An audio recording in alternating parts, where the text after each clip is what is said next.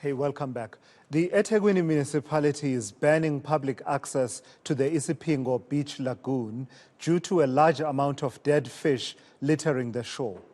The municipality is also warning the public against collecting and consuming the dead fish. For more on this, I'm joined now by Desmond D'Sa from the South Durban Community Environmental Alliance. We'll be showing the visuals in just a moment, Mr. D'Sa, and I must record that we did reach out to the eThekwini Municipality for their comment on this situation, and we got no joy, really. We didn't get any further in terms of trying to get them to speak to this issue, other than the tweet that they issued out. And you just have to wonder, because when I saw the visuals, I was truly disturbed by them. And I imagine that you equally were, Mr. D'Sa, were you not?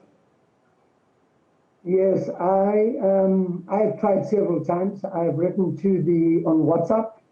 I've written to the National Department, to the Provincial Department, Sabelo. He did respond, where is this? And I gave him all the information. I said, look, I'm right here at the Isipingo lagoon. You can come out here and I'll wait for you. And no one turned up there.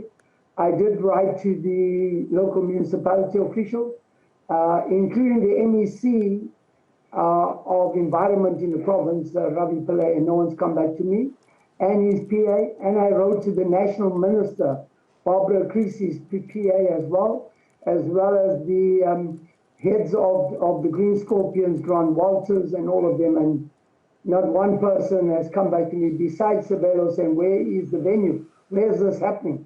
And I went out there and I showed him and I said, look, you better come out here now. I'm right here. I spent over 4 hours there today. I actually had to cancel other meetings, and as well as, my family was around, so I couldn't even go to them on Women's Day today. I was invited to a Women's Day event. I stayed away from that because this was important.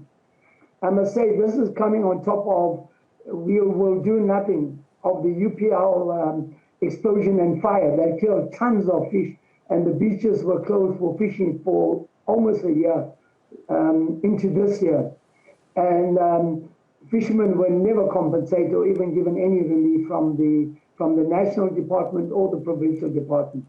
This Isipingo lagoon, this is quite a number of years now that this constantly happens and occurs with the sewage. I went out there around the houses of Isipingo. There's a whole lot of houses around there. It's all stinking of sewage. And I think what transpired here is that the oxygen was smothered and the fish couldn't breathe, and it ended up all washing up all dead all over the shore. There's thousands of fish. I must tell you, it's shocking. I was there up until this afternoon. No one from government came through. I did see in the truck from the council, and I went to the driver and I said, are you coming here to sort out the dead fish? He said, no, that's not his job. He's not here for that, but he was parked here. So absolutely up until now, nothing. I haven't heard from the municipality. So, Mr. D'Sa, what do we know about the environment and the area around Isipingo Lagoon Beach that could perhaps help us unravel what is happening there in the absence of a government department entity at any level taking the lead to say, this looks like a major problem? I mean, I had one look at that video and I was truly disturbed.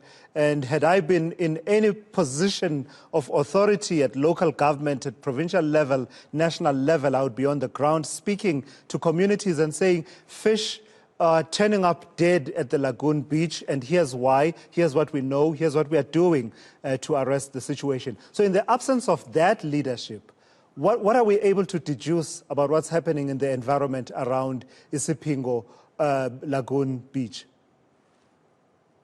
Well, few of my colleagues were out there at the Isipingo Beach telling people not to pick up the fish. There were people attempting to pick it up, and you can imagine if they'd eaten that fish, what would have happened. Because we can't ascertain really how much, whether, we know the sewage is in there, but we don't know beyond that what impact that fish would have had on people eating it. So we are going around, walking on that beach. There were quite a number of people on the beach. Isipingo Beach is quite a popular beach where people come with their families and on holidays like this and take their families to the beach and swim there.